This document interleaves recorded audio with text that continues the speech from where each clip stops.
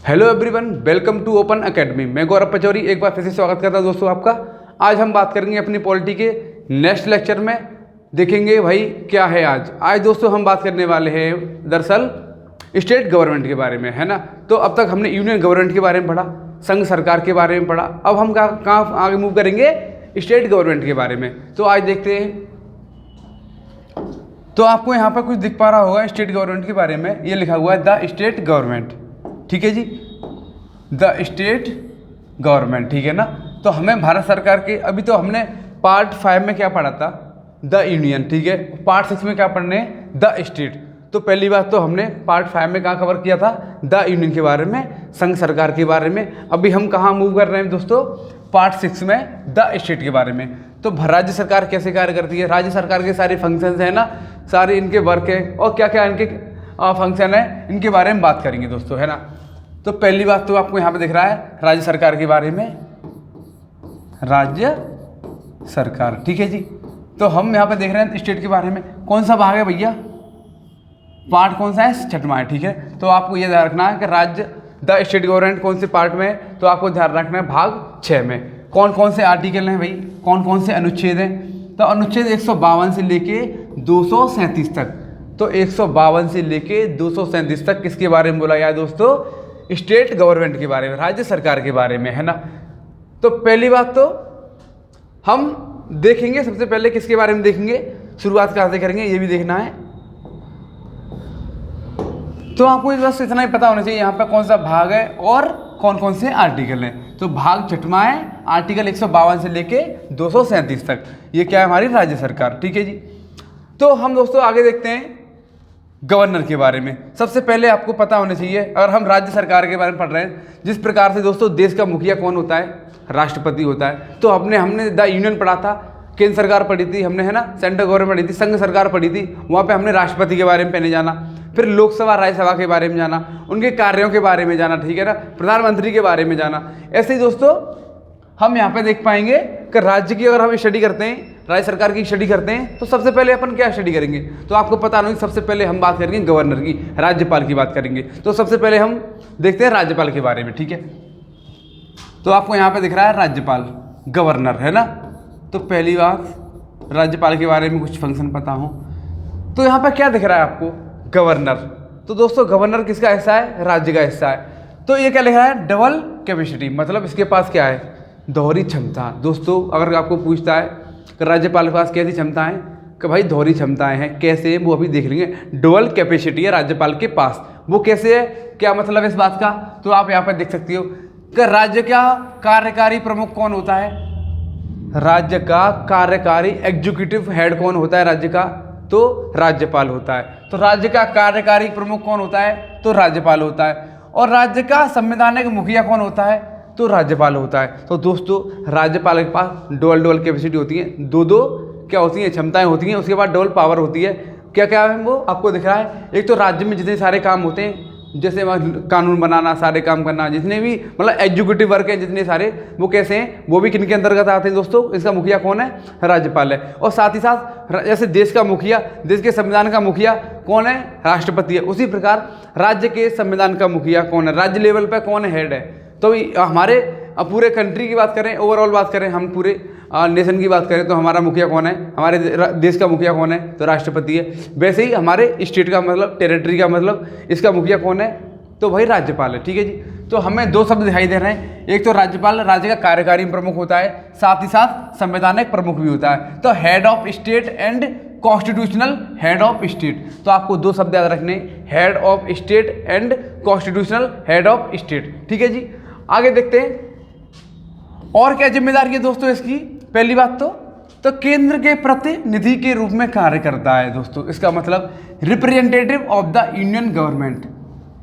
दोस्तों राज्यपाल को कौन भेजता है राज्य में, तो केंद्र सरकार भेजती है ना। तो आपको पता है राष्ट्रपति इनकी नियुक्ति करके राज्य में भेजते हैं। इसका मतलब क्या है, राज्य पर क्या रखनी है, निगरानी रखनी है, राज्य के कार्यों को देखना है, उनमें चेक्स एंड बैलेंस रखना है। ये सारी जिम्मेदारी किसकी है, राज्यपाल की है। राज्यपाल भाई इसी का मतलब ये है कि भाई केंद्र का एक आदमी राज्य में बैठा हुआ है जो देखभाल कर रहा है राज्य की, कि राज्य किसी भी संवैधानिक चीज़ों का उल्लंघन तो नहीं कर रहा। ये बातें पता होनी चाहिए हमें कि भाई राज्यपाल क्या है, एक की फैक्टर है, किसका, केंद्र का। मतलब राज्य, केंद्र और राज्यों के बीच में राज्यपाल एक क्या है, की फैक्टर है। ठीक है, तो आपको देख सकते हैं केंद्र के प्रतिनिधि के रूप में कार्य करता है। तो कोई पूछेगा भाई राज्यपाल किसके प्रति झुकाव रखता है, तो आपको किसका प्रतिनिधि है राज्यपाल, तो भाई वो केंद्र का प्रतिनिधि है, मतलब केंद्र राज्य में भेजती है। ठीक है जी। अब देखो दोस्तों इसकी योग्यता क्या है, तो इनकी एलिजिबिलिटी क्राइटेरिया क्या है। तो आपको ये पहली बात पता होनी चाहिए, must be a citizen of India. पहली बात तो हमारा क्या हो, देश का नागरिक हो, तो ये तो पता है, सबसे पहले तो ये होना चाहिए। तो उसके बाद दोस्तों क्या लिखा हुआ है, एट लीस्ट 35 ईयर। इसकी एज कितनी हो, मिनिमम एज कितनी हो, ये बताओ। मिनिमम एज कितनी हो, 35 ईयर। तो राज्यपाल की न्यूनतम आयु कितनी होनी चाहिए, 35 वर्ष होनी चाहिए। तो आपको ये पता होनी चाहिए, ये देश का नागरिक हो, इनकी मिनिमम एज 35 साल हो। और दोस्तों क्या लिखा हुआ है, must not be member of either house of parliament और स्टेट लेजिस्लेचर। देखो ध्यान से क्या लिखा हुआ है, not house of parliament and state legislature. दोस्तों सवाल ये है, क्या राज्यपाल किसी सदन का सदस्य होता है, तो जवाब है नहीं। राज्यपाल ना तो लोकसभा न राज्यसभा न, मतलब कुल मिला के पार्लियामेंट का मेंबर नहीं है। साथ ही साथ राज्यपाल न तो किसी राज्य में जो विधानसभा होती है, विधान परिषद होती है, उसका भी हिस्सा नहीं होता है। तो यही क्वेश्चन आता है कि राज्यपाल किसका हिस्सा है। तो भाई अब कभी भी क्वेश्चन आता है कि राज्यपाल किसका मेंबर होता है, किसका सदस्य होता है, तो आपको जवाब देना है कि राज्यपाल न किसी पार्टी का होता है, न किसी भी सदन का होता है, वो केवल राज्य का कार्यकारी प्रमुख है और राज्य का संवैधानिक मुखिया है। इतना ध्यान रखना है। ठीक है जी। आगे देखें तो ये क्या आपको क्या समझ में आया यहाँ पे, कि राज्यपाल है वो किसी भी सदन का सदस्य नहीं होना चाहिए, चाहे वो केंद्र हो चाहे राज्य हो, चाहे वो राज्य सरकार हो चाहे केंद्र सरकार हो, वो किसी भी मतलब हाउस का मेंबर नहीं होना चाहिए। तो यहाँ पे यही ध्यान रखना है, किसी भी सदन का सदस्य नहीं होना चाहिए। कौन, राज्यपाल को। Must not be hold any office of profit, मतलब दोस्तों कोई भी लाभ का पद ना हो, मतलब राज्यपाल के पास कोई भी गवर्नमेंट जॉब या कोई ऐसी जो ऑफिशियल कैसी हो गवर्नमेंट जॉब हो, ठीक है ना, तो ऐसा कोई लाभ का पद ना हो, ठीक है ना। तो office of profit, no must not hold any office of profit, मतलब कोई भी लाभ का पद ना हो। पहली बात तो ये ध्यान रखना है। तो आपको ये 4-5 बातें समझ में आई होंगी, उम्मीद करता हूँ कि भाई राज्यपाल क्या है, राज्य का प्रमुख है और संविधान का मुखिया है राज्य के लेवल पर। ठीक है जी। और इसके बाद डुअल कैपेसिटी है, वो आपको पता है, दोहरी क्षमता कैसी होती है, कब कार्यकारी भी है और संविधान मुखिया भी है। और केंद्र का क्या है, प्रतिनिधि है, इसे कौन भेजता है, केंद्र सरकार भेजती है राज्य में। और इन्हीं की योग्यता के बारे में हमें पता है, ये किसी भी सदन का मेंबर नहीं होता। ठीक है, आगे चलते हैं। अब देखो और कुछ देखो इनके बारे में, तो अपॉइंटमेंट एंड टेन्योर, मतलब दोस्तों इसके नियुक्त कौन करता है और इसका कार्यकाल कितना है, मतलब इसकी नियुक्ति कौन करता है। क्या राज्यपाल का चुनाव होता है जैसे देश के उपराष्ट्रपति राष्ट्रपति का चुनाव होता है, क्या उसी प्रकार राज्यपाल का चुनाव होता है दोस्तों, तो जवाब है नहीं। दोस्तों राज्यपाल का कोई चुनाव नहीं होता है, that is not elected body, that is this is कैसी है, नॉमिनेटेड, है ना। तो आपको पता है ये कैसी है, अपॉइंटमेंट। तो इसका क्या होता है, अपॉइंटमेंट होता है ना, तो इसका इलेक्शन नहीं होता, इसका केवल अपॉइंटमेंट होता है। तो ये क्या लिखा हुआ है, अपॉइंटमेंट। किसका अपॉइंटमेंट, राज्यपाल का। कौन करता है, तो देखो जवाब क्या है, प्रेसिडेंट। कौन करता है, राष्ट्रपति। ये साथ ही साथ आपको नोट डाउन भी करने हैं, ठीक है जी। ये बहुत ही शॉर्ट नोट्स बनाने हैं आपको एक एक टर्म में। तो दोस्तों आप देखना है कि भाई राज्य के राज्यपाल को कौन अपॉइंटमेंट करता है, कौन नियुक्त करता है, तो राष्ट्रपति करता है। दोस्तों इसका कार्यकाल कितना होता है, तो दोस्तों मैक्सिमम कितना होता है, 5 ईयर। कितना होता है, 5 वर्ष। लेकिन दोस्तों ये डिपेंड करता है किस पर, राष्ट्रपति पर। राष्ट्रपति जब चाहे तब गवर्नर को हटा सकता है, जब उसे लगे कि भाई हमारा राज्यपाल सही से काम नहीं कर पा रहा है या कोई संविधान का उल्लंघन कर रहा है, तो राष्ट्रपति के पास शक्ति है कि वो बिना किसी वोटिंग के, बिना किसी बिल के, ऑटोमेटिकली खुद की इच्छा पर, है ना, अपनी मर्जी से राज्यपाल को हटा सकता है। लेकिन दोस्तों क्वेश्चन आए, क्या राष्ट्रपति, एक मान लो सवाल है, राष्ट्रपति राज्यपाल के कार्यकाल को बढ़ा सकता है, जी हाँ दोस्तों, सवाल है राज्यपाल के कार्यकाल को बढ़ा सकता है राष्ट्रपति। साथ ही साथ दोस्तों राज्यपाल के ट्रांसफर भी कर सकता है एक राज्य से दूसरे राज्य में, ये भी कर सकता है। तो ट्रांसफर भी कर सकता है, ठीक है। तो आपको पता होना चाहिए ट्रांसफर भी कर सकता है राष्ट्रपति राज्यपाल को, और कहीं ना कहीं इसके जो कार्यकाल है दोस्तों उसको भी, कार्यकाल को भी बढ़ा सकता है, ठीक है। तो दो बातें आपको लिखनी है, राष्ट्रपति कार्यकाल को बढ़ा सकता है राज्यपाल के, साथ ही साथ उनको एक राज्य से दूसरे राज्य में क्या कर सकता है, एक स्टेट से दूसरे स्टेट में ट्रांसफर भी कर सकता है। दो बातें पता है हमें, यहाँ पे ये भी ध्यान रखनी राष्ट्रपति के बारे में। और इनका मैक्सिमम कार्यकाल कितना होता है, 5 साल तक। लेकिन दोस्तों ये राष्ट्रपति के इच्छा पर, उसके प्रसाद पर्यंत पर डिपेंड करता है कि भैया इसे कब रखे कब ना रखे, जब चाहे तब हटा सकता है राष्ट्रपति, ठीक है ना। ये कोई मतलब परमानेंट, इनके बारे में कोई संविधान में चर्चा नहीं की गई है, एक्चुअल में मतलब संविधान में पूरी तरह से डिफाइन नहीं किया गया इस बात को, ठीक है ना। केवल इतना ध्यान रखना है कि राष्ट्रपति इसे जब चाहे तब हटा सकता है। इसे शपथ कौन दिलाता है दोस्तों, तो राज्य के मुख्य न्यायाधीश। कौन दिलाता है, राज्य के मुख्य न्यायाधीश, chief justice of high court. तो हमें पता है राज्य के मुख्य न्यायाधीश होते हैं,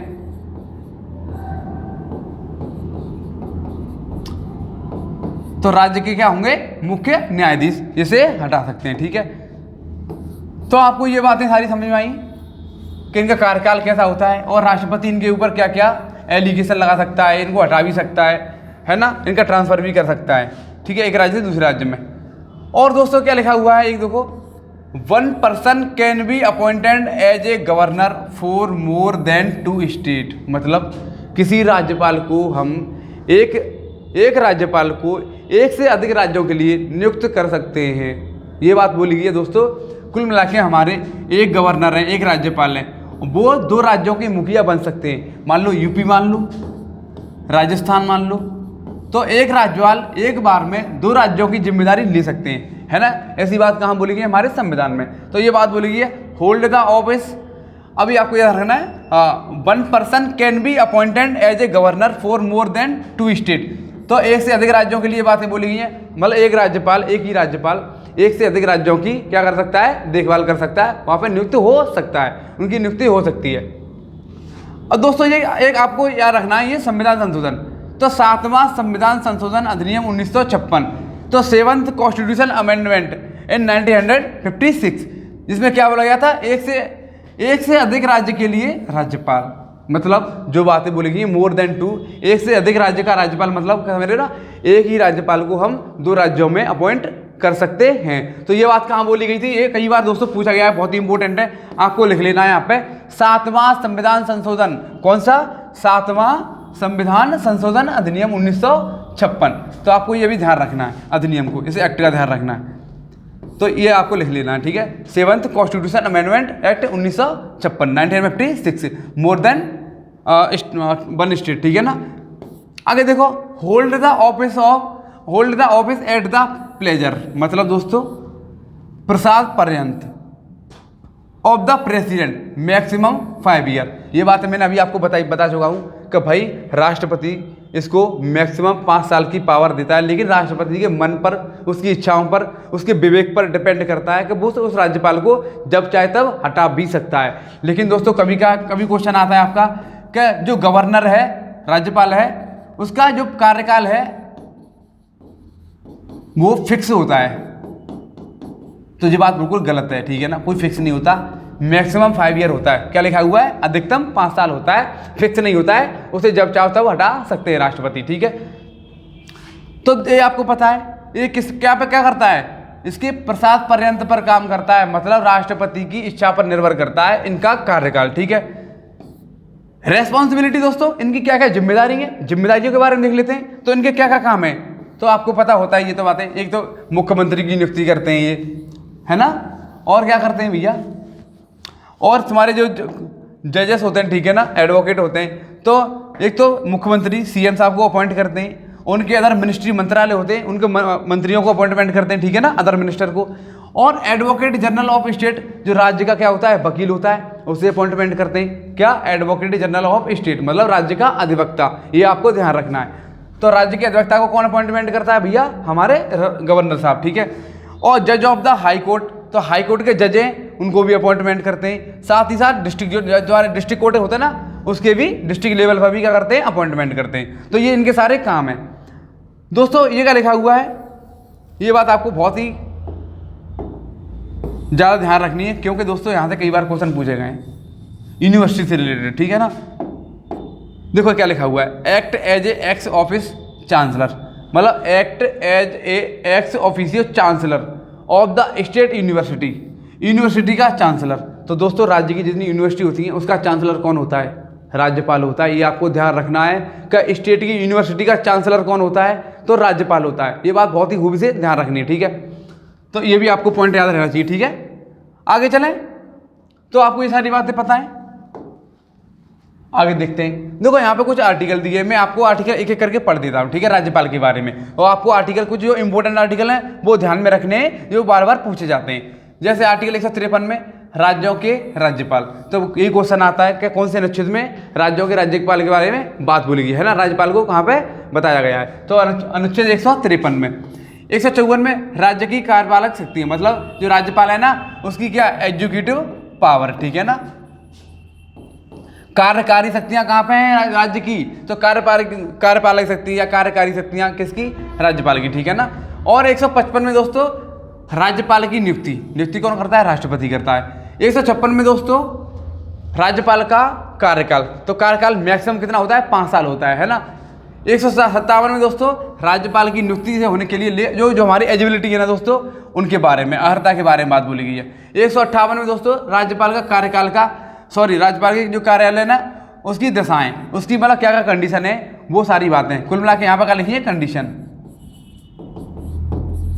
तो सारी दशाएं कहाँ हैं, 158 में। जो राज्यपाल कार्य करेगा किस किस कंडीशन पे कार्य करेगा, वो कंडीशन है 158 में। 159 में राज्यपाल द्वारा शपथ, तो आपको ये भी ध्यान रखना राज्यपाल द्वारा शपथ कहाँ पे ली जाती है, औथ, ठीक है। तो हमें ये भी ध्यान रखना है 159 में, ठीक है ना। 160 में दोस्तों अगर मान लो कपितः आकस्मिक परिस्थिति में राज्यपाल के कारण, मतलब ऐसी कोई विषम परिस्थितियां हैं, कोई भी मामले हैं जहाँ पे इमरजेंसी हो, कोई भी और काम हो, या कोई देश में समस्याएं, राज्य में समस्याएं, और ऐसी विषम परिस्थिति में राज्यपाल क्या करेगा, कार्य करेगा। 161 में दोस्तों राज्यपाल को क्षमादान देने की शक्ति, तो दोस्तों आपको पता है राज्यपाल के पास क्षमादान देने की शक्ति है, लेकिन जो शक्तियाँ राष्ट्रपति के पास हैं वो उतनी शक्तियाँ इनके पास नहीं हैं, ठीक है। और दोस्तों राज्यपाल के बारे में मैं आपको बता दूं, जिस प्रकार से राष्ट्रपति मतलब हमारे मार्शल लॉ जो आर्मी कोर्ट होते हैं उसमें इंटरफेयर कर सकता है, समझ पा रहे हो। जिस प्रकार से देश का राष्ट्रपति मतलब हमारे जो कोर्ट है ना, मार्शल कोर्ट होता है, जो मतलब बोले तो हम जो मिलिट्री पावर होती है ना, वहाँ के लॉ होते हैं, वहाँ पे अगर डिसीजन चेंज करना हो तो राष्ट्रपति कर सकता है, लेकिन राज्यपाल के पास ऐसी कोई शक्ति नहीं होती है कि वो वहाँ पर क्या मतलब मिलिट्री में अपनी लॉ को क्या कर सके, चला सके, ठीक है ना। तो राज्यपाल के पास ऐसी कोई शक्ति नहीं होती है। मिलिट्री में जो मिलिट्री लॉ होती है ना वो राष्ट्रपति के अंतर्गत आ सकती हैं, लेकिन राज्यपाल के अंतर्गत नहीं आती हैं, ठीक है, इतना ध्यान रखना है। 162 दोस्तों शक्तियों की सीमा है, मतलब इनकी लिमिट क्या है पावर की, ठीक है। तो आपको कुछ 153, 55, 56 ऐसे ध्यान रखने। 163 में दोस्तों मंत्रिपरिषद का राज्यपाल को सहयोग तथा सलाह देना, तो भाई जिस प्रकार से केंद्र की मंत्रिपरिषद होती है 74 है, उसी प्रकार से दोस्तों हमारे राज्य में भी तो मंत्रिपरिषद होगी, तो राज्य की मंत्रिपरिषद किस में, 163 में, ठीक है। 164 में दोस्तों मंत्रियों से संबंधित अन्य प्रावधान, ठीक है। तो अन्य क्या है, प्रावधान, मतलब इनकी नियुक्ति करना, इनके सारे काम है ना, कार्यकाल, इनके वेतन, ये सारी बातें कहाँ बोली गई 164 में। तो मंत्रियों के संबंधित जितने प्रावधान हैं, नियुक्तियां हैं, कार्यकाल हैं, वेतन है, इत्यादि बातें कहाँ बोली गई हैं 164 में, ठीक है। 165 में दोस्तों राज्य का महाधिवक्ता, बहुत ही इंपॉर्टेंट है, याद कर लेना है, ठीक है। 165 याद कर लेना है, राज्य का महाधिवक्ता मतलब राज्य का वकील। जिस प्रकार से दोस्तों केंद्र का महान्यायवादी होता है सबसे बड़ा, है ना, तो वो क्या होता है, सरकार का वकील होता है, उसी प्रकार राज्य में भी तो कोई होगा राज्य सरकार के लिए, तो उसके लिए कौन है, हमारा राज्य का महाअधिवक्ता, ठीक है ना। तो आपको ये भी ध्यान रखना है, एडवोकेट जनरल ऑफ स्टेट, ठीक है, ये ध्यान रखना है। 166 में राज्य की सरकार द्वारा संचालित कार्रवाई, तो जो भी कार्रवाई होती है हमारी हाउसेस में, सदन में, राज्य लेवल पे, वो सारी बातें यहाँ लिखी हैं। 167 में भाई राज्यपाल को सूचना देने इत्यादि से मुख्यमंत्री की दायित्व, मतलब ये भी ध्यान रखना है। 167 बहुत इंपॉर्टेंट है। 167 बहुत इंपॉर्टेंट है, क्या क्या यहाँ पे मुख्यमंत्री की क्या बोली गई है, ड्यूटी बोली गई है, ये लिखा है इस इत्यादि को मुख्यमंत्री का दायित्व, मतलब ड्यूटी भी बोली गई है मुख्यमंत्री की, राज्यपाल को सूचना देते इत्यादि के, ठीक है ना। तो मुख्यमंत्री के बारे में क्या बोला गया है, दोस्तों भारतीय संविधान में ना तो प्रधानमंत्री के बारे में कुछ बोला गया है, कोई प्रावधान है, ना मुख्यमंत्री के बारे में, लेकिन इनके कर्तव्यों के बारे में है जो किससे डिपेंड करेंगे, राज्यपाल पे। तो यहाँ पे राज्यपाल शब्द को पहले रखा गया है, जबकि मुख्यमंत्री शब्द की जो दायित्व है वो बाद में रखे गए। कुल मिला के मुख्यमंत्री का जो दायित्व है वो कहाँ पे, 167 में। 174 में दोस्तों राज्य विधायिका का सत्र जो सेशन होते हैं, सत्रावसान और उसका भंग होना। कुल मिला के हमारी जो विधायिका होती है ना, हमारे एमएलए होते हैं ना, तो उनकी मेंबर ऑफ लेजिस्लेटिव असेंबली होती है ना, एमएलए। तो असेंबली के बारे में बात करें तो लेजिस्लेटिव असेंबली होती है हमारी, विधानसभा होती है, उसका भंग करना, ये सारी बातें कहाँ लिखी हैं, 174 में। ठीक है, उसे भंग कौन कर सकता है, राज्यपाल कर सकता है, ये भी पता हो। आगे चलें दोस्तों, 175 में देख लेते हैं, राज्यपाल का राज्य विधायिका की किसी दोनों सदनों को संबोधित करने अथवा संदेश देने का अधिकार। दोस्तों राज्यपाल का राज्य विधायिका में, स्टेट लेजिस्लेटिव में किसी दोनों, मतलब या तो दोस्तों एमएलए हो, एमएलसी हो, तो दो ही हाउस होते हैं दोस्तों। आपको ये भी पता है कि मैक्सिमम हमारे इंडिया में क्या है, एमएलए है, एमएलसी तो हमारे 6 स्टेट में आपको पता है। तो हमारे लेजिस्लेटिव असेंबली है ना, विधानसभा है मोस्टली, विधानसभा और विधान परिषद,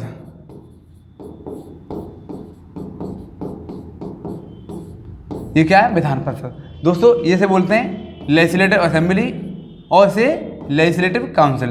तो भाई ये कौन होते हैं, हमारे विधायक होते हैं दोनों के, एक विधानसभा के, एक विधान परिषद के। तो दोस्तों विधान परिषद हर एक राज्य में नहीं है, वो कौन कौन से राज्य में, ये आपको पता होना चाहिए। यूपी, बिहार, नोट कर लो, और कर्नाटका,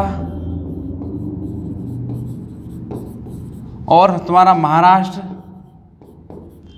हो गया। उसके बाद तुम्हारा तेलंगाना, और तेलंगाना के बाद दोस्तों क्या हुआ है आपका, आंध्र प्रदेश।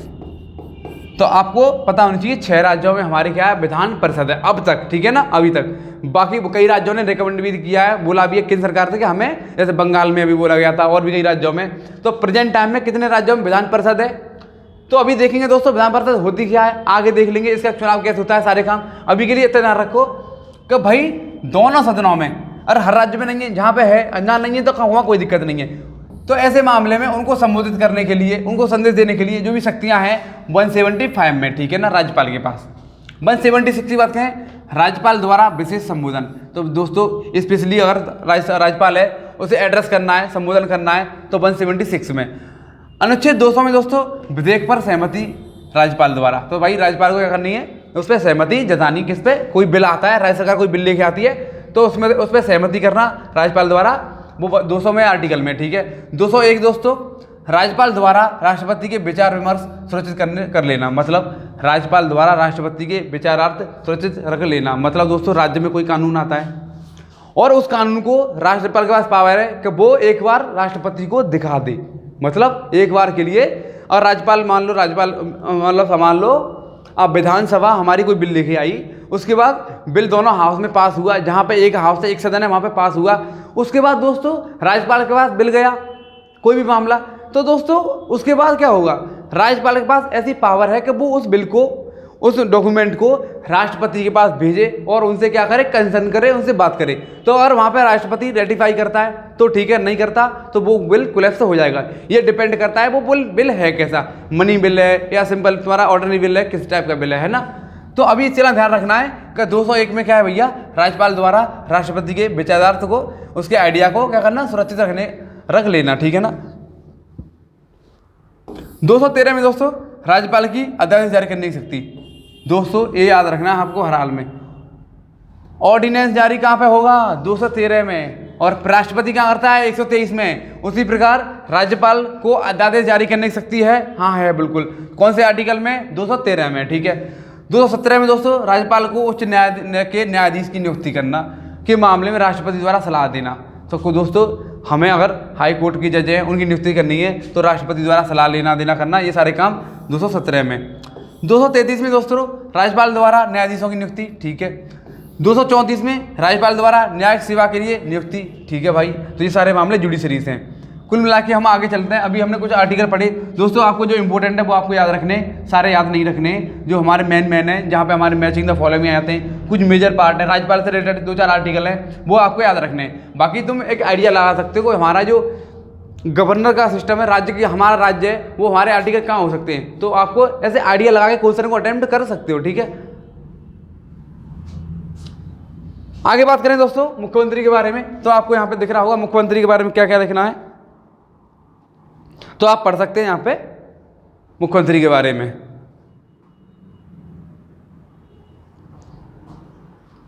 तो दोस्तों देख लो यहाँ पे आप, मुख्यमंत्री है ना हमारे चीफ मिनिस्टर साहब, तो एक आप यहाँ पे लाइन पढ़नी है, बिटवीन द लाइन पढ़नी है और फिर देखना है इनके बारे में।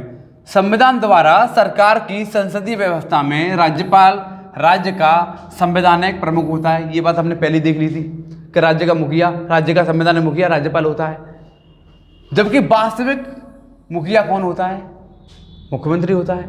तो यही तो बताना था, रियल हेड कौन है, तो भैया वो सीएम है।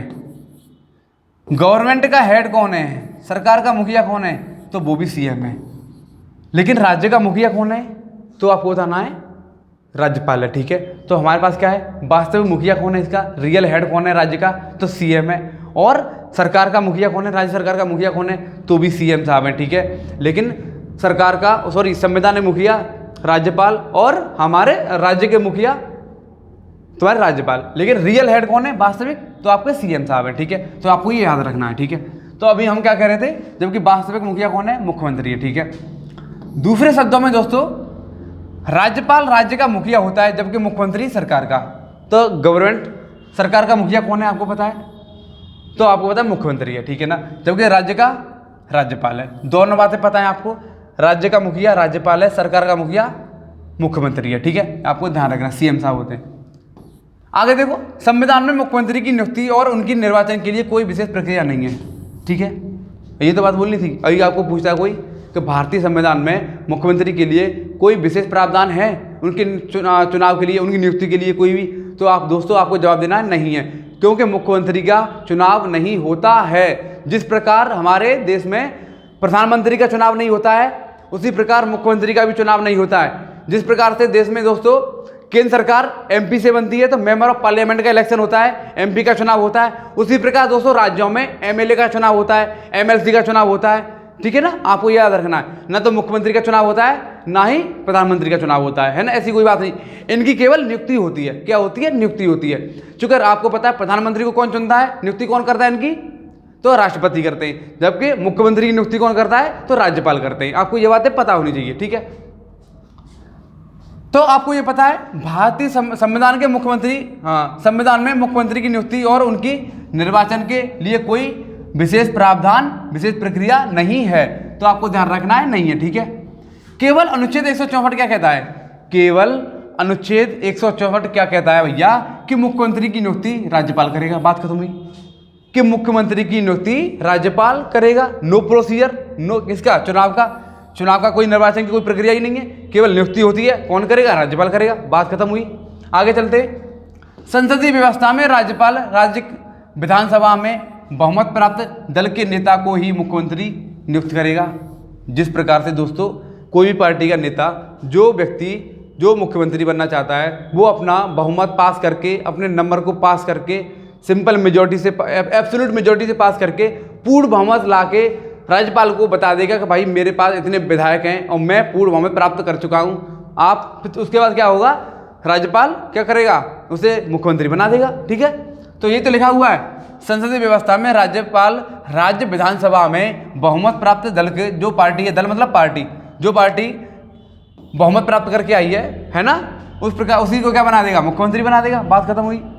संविधान के अनुसार मुख्यमंत्री को विधानमंडल के दोनों सदनों में से किसी एक का सदस्य होना और अनिवार्य है। क्या बोल रहे हैं, चाहे मुख्यमंत्री एमएलए हो, चाहे मुख्यमंत्री एमएलसी हो, क्या एमएलए हो या फिर एमएलसी हो, कोई भी इन दोनों में से एक हो। ठीक है ना, तो आपको क्या दिखाएं, लेकिन दोस्तों आपको यह भी पता हो, और सामान्यतः मुख्यमंत्री निचले सदन दोस्तों मतलब विधानसभा क्या है, लोअर हाउस है।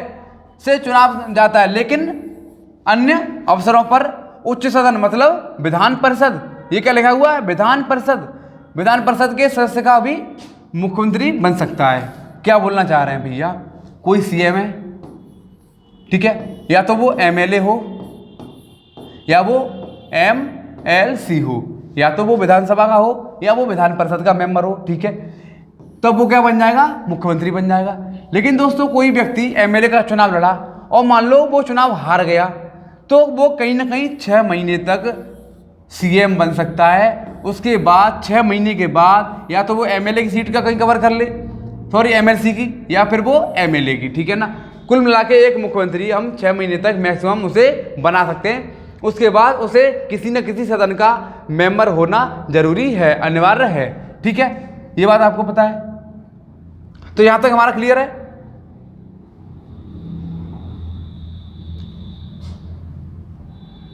अब दोस्तों देख लो, हमारे पास 2 चीजें, एक तो विधानमंडल शब्द, राज्य विधानमंडल, राज्य विधानमंडल में देखो जैसे जिस प्रकार से दोस्तों केंद्र में क्या है, सांसद है, हमारी पार्लियामेंट है, संसद है, उसी प्रकार दोस्तों राज्य में भी तो कुछ हाउस होंगे, तो यहाँ पे भी कुछ तो है, तो बिल्कुल है भाई। तो हमारे यहाँ पास क्या है, यहाँ पे राज्य में विधानमंडल, किसका, इसे बोलते हैं स्टेट लेजिस्लेचर, स्टेट लेजिस्लेचर, ठीक है ना। तो दोस्तों इनके कुछ दोनों टाइप हैं, इनके बारे में हमें, ये हमारी स्लाइड दिख रही है दोस्तों, यहाँ पे हमारे सारे क्वेश्चन अटेम्प्ट हो जाएंगे, हमें एक एक शब्द को बारीकी से समझना है बस, ठीक है। इनके क्राइटेरिया क्या होते हैं, क्या इनके दायरे हैं भैया। पहली बात तो सवाल क्या है आपसे कि भाई इनका इलेक्शन मोड कैसा है, किसका, विधानसभा का चुनाव कैसे होता है, तो आपका जवाब क्या है, डायरेक्ट होता है, प्रत्यक्ष होता है, ये तो बोलोगे। मैं आपसे पूछूं कि विधानसभा का चुनाव कैसे होता है, तो आप बोलोगे सर डायरेक्ट होता है, ठीक है। अगर मैं पूछ लूं कि भाई विधान परिषद का चुनाव कैसे होता है, तो आप क्या बोलोगे, इनडायरेक्ट होता है। तो ये प्रत्यक्ष है, ये प्रत्यक्ष है। तो कुल मिला के विधानसभा, जिस प्रकार से लोकसभा और राज्यसभा हैं केंद्र में, उसी प्रकार राज्य में विधानसभा और विधान परिषद हैं, ठीक है ना। तो आपको क्या ध्यान रखना है, यहाँ पे इसका इलेक्शन होता है डायरेक्ट, प्रत्यक्ष होता है, जबकि इसका इलेक्शन कैसा होता है, इनडायरेक्ट होता है। तो दोस्तों ये आते कहाँ से हैं, ये भी सवाल है। तो आपसे कोई पूछे भाई जो विधान परिषद है, ये लोग आते कहाँ से हैं, कौन है ये लोग, कहाँ से आते हैं, इस टाइप से पूछता है ना, तो आपको बताना है ये कहाँ से आते हैं। तो भाई विधान परिषद है, पहली बात तो इनके चुनाव कैसे होते हैं, इनडायरेक्ट। आपको फिर इसके बाद देखना है एक एक करके, इनके 1/3 मेंबर लोकल बॉडी इलेक्शन, स्थानीय निकाय से आते हैं। जिस प्रकार से दोस्तों म्यूनसिपैलिटी है, आपकी नगर पालिका है, नगर निगम है, यहाँ के लोग हैं, वहाँ से लोग आते हैं, कितने, 1/3, 1/3 मेंबर कहाँ से आते हैं, लोकल बॉडी इलेक्शन से, स्थानीय निकाय से, ठीक है ना। दूसरा दोस्तों 1/3 कहाँ से आएंगे, फ्रॉम असेंबली, मतलब जो हमारी विधानसभा है ना, यहाँ से कुछ लोग उठाए जाएंगे, 1/3 मेंबर, टोटल विधान परिषद की पूरी है ना, हमारी टोटल मेंबर है ना, उनका 1/3 मेंबर हमने यहाँ से ले लिए विधानसभा से, ठीक है। 1/12 मेंबर कहाँ से लिए दोस्तों, जो लोग स्नातक हैं, जिन्होंने 3 साल का डिग्री कर रखे हैं, कंप्लीट कर रखा है, उसके बाद वो लोग किन के लिए वोट कर सकते हैं, विधान परिषद के लिए वोट कर सकते हैं। आपको ये पता होनी चाहिए। तो 1/12, 1/3, 1/3, 1/12, ये कौन है, रेजिडेंशियल या रेजिडेंट ग्रेजुएट, जो लोग क्या है, स्नातक हैं, ठीक है ना, आपको ये पता हो।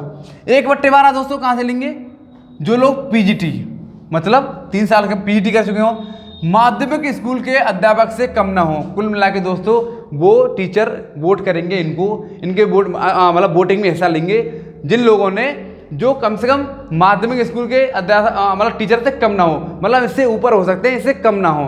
कहाँ से, माध्यमिक स्कूल के मतलब पीजीटी से कम ना हो, तो वो लोग वोट कर सकते हैं।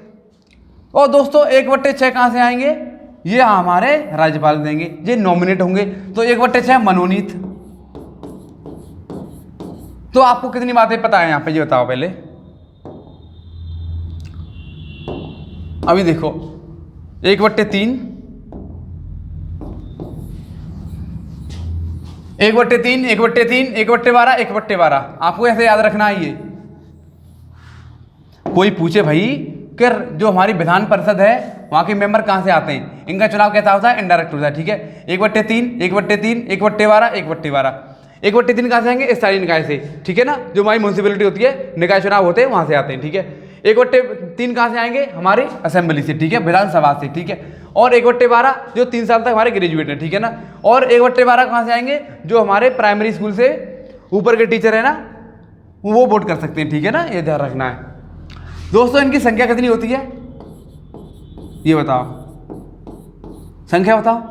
तो मिनिमम विधानसभा की किसी भी राज्य की न्यूनतम संख्या 60 होनी चाहिए और मैक्सिमम संख्या 500। तो दोस्तों कई बार क्वेश्चन पूछा गया है कि न्यूनतम संख्या और मिनिमम और मैक्सिमम के बारे में। तो किसी भी राज्य की विधानसभा की न्यूनतम संख्या 60 होनी चाहिए और मैक्सिमम 500 होनी चाहिए अब तक के लिए, है ना। अब तक जो परिसीमन आया ना उसके हिसाब से हमारी 60 और मैक्सिमम 500, ठीक है।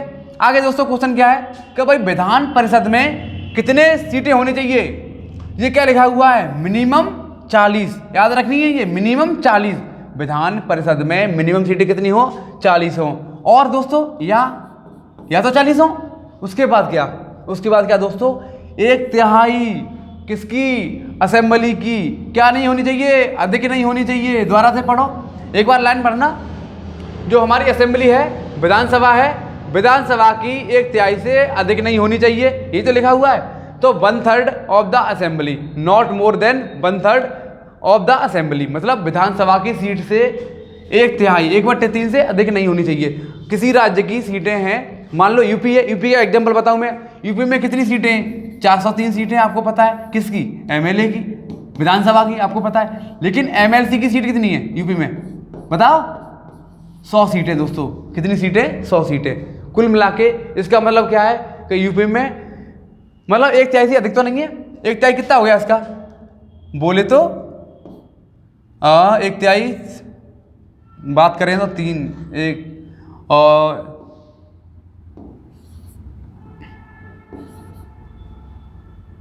ठीक है, 130 मान लूँ, 131 मान लें, कुछ भी मान लो, ठीक है ना, 1/4 तो मान ही लो। कुल मिला के हमारे किससे कम है, 100, मतलब जो हमारे 100 सीट है ना यूपी में एमएलसी की, वो कम है क्या नहीं 1/3 से, ये बताओ। कुल मिला के 1/3 से अधिक तो नहीं है। क्या लिखा हुआ है, 1/3 से अधिक नहीं होनी चाहिए, 1/3 से अधिक नहीं होनी चाहिए। तो ध्यान रखना है किसकी, एमएलए की सीट से, क्या, एमएलसी की सीट। आपको आगे ध्यान रखना है, नॉमिनेशन मतलब मनोनीत कौन करता है। तो भाई क्वेश्चन आता है, राज्य में कितने आंग्ल भारतीयों को नियुक्त किया जाता है, या राज्य में कितने लोगों को, कितने एमएलसी हैं होते हैं ना, सारे सॉरी एमएलए होते हैं ना, उनकी नियुक्ति होती है, ये बताओ, मतलब मनोनीत होते हैं। देखो दोबारा से समझो, क्वेश्चन ये है कि भाई मनोनीत, ठीक है ना, मनोनीत मतलब ये पूछ रहे हैं कि भाई विधानसभा में कितने लोगों को मनोनीत किया जा सकता है। तो आप बोलोगे एक आंग्ल भारतीय को, केवल एक आदमी को ही मनोनीत किया जा सकता है, किसमें, राज्य में, ठीक है। कहाँ पर, विधानसभा पर, ठीक है। और आगे क्वेश्चन करें, विधान परिषद में कितने लोग मनोनीत किए जा सकते हैं। तो जवाब है 1/6। कौन करता है भैया, राज्यपाल करता है। कौन करता है, राज्यपाल। तो ये भी बताना आपको, इसे मनोनीत कौन करता है, राज्यपाल। तो दोस्तों ये सब क्या है, विधान परिषद के हिस्सा ही तो हैं। 1/6 कौन है, राज्यपाल करता है। 1/3 कौन करता है, यहाँ से आते हैं, 1/3 यहाँ से आते हैं, 1/12 यहाँ से आते हैं, 1/12 यहाँ से आते हैं। तो सारा जोड़ लोगे, कैलकुलेशन करोगे तो आपको पता चलेगा कि पूरी वैल्यू हमारी फिक्स बैठ रही है, ठीक है ना।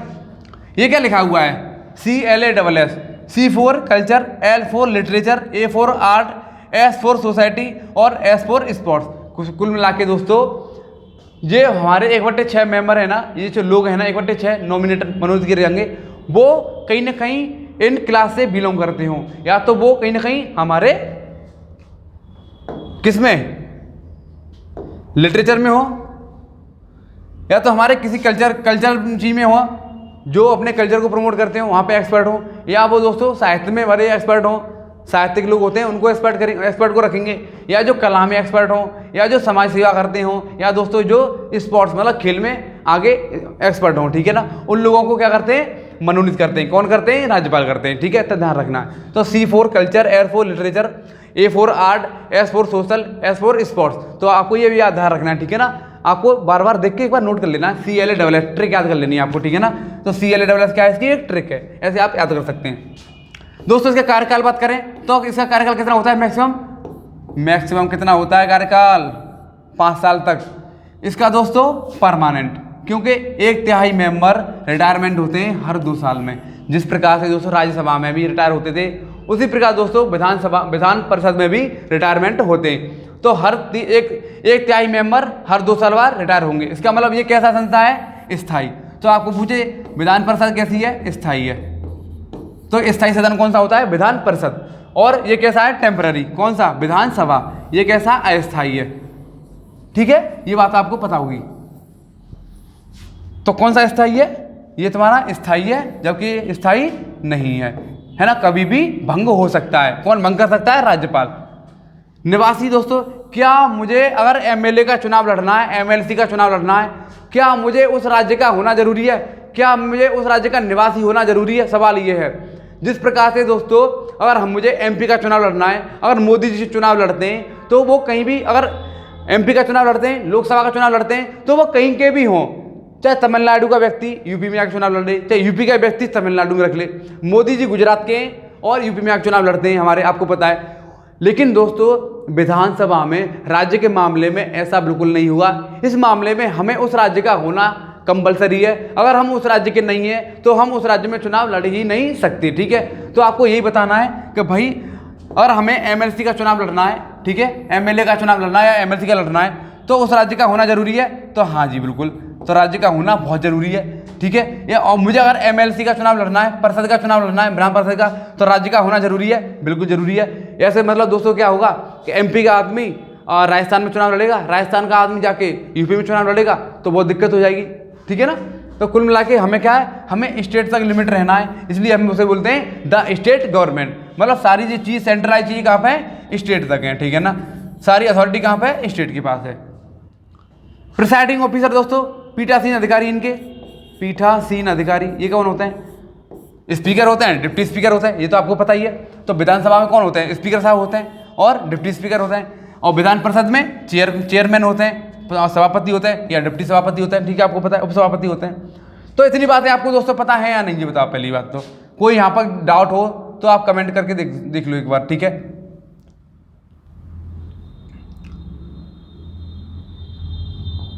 अब तक हमें शायद उम्मीद है कोई दिक्कत नहीं होनी चाहिए यहाँ पे, क्योंकि हमने पूरे द स्टेट गवर्नमेंट के पहले पार्ट को दोस्तों, मतलब हमने क्या पढ़ा? राज्यपाल पढ़ा और तुम्हारी विधान परिषद पढ़ी, विधानसभा पढ़ी, उनके कार्यकाल के बारे में पढ़ा, उनके अपॉइंटमेंट के बारे में पढ़ा, वो कहाँ से आते हैं, उनका इलेक्शन कैसे होता है, उनके बारे में पढ़ा। ओवरऑल दोस्तों हमने अपने एग्जाम के पॉइंट ऑफ व्यू से, किसी भी एग्जाम के पॉइंट ऑफ व्यू से सारी चीज़ जो हमारी ब्रीफ नॉलेज थी वो हमने कवर कर रखी है। इसके बाद दोस्तों आपको क्या करना है? वीडियो देखनी है। इसके बाद हम कहाँ आएंगे?